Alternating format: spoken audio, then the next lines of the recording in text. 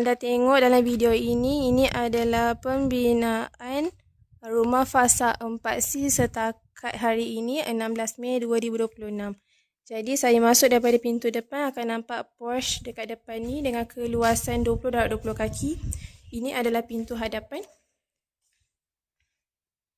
Termasuk sini, dekat kawasan ruang tamu ni ada 2 tingkap. Okay, dekat kawasan sini kita akan letak sliding door.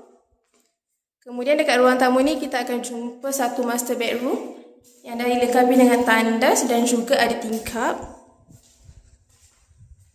Sebelah master bedroom kita akan jumpa bilik kedua. Bilik kedua ni ada tingkap dekat bahagian atas. Kemudian kita keluar daripada bilik kedua. Kat tengah ni ada tandas kedua. Tandas pertama tadi dalam master bedroom, ini adalah tandas kedua. Kemudian hujung sekali kita akan jumpa bilik ketiga.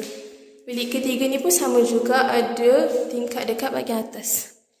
Ini adalah ruang dapur kita. Ada tingkap satu, ini adalah pintu dapur. So dekat sini kita dah siapkan dah sinki apa semua. Tinggal nak tambah kabinet je lah. Ini adalah ruang tepi rumah dengan tanah lebihan 10 kaki.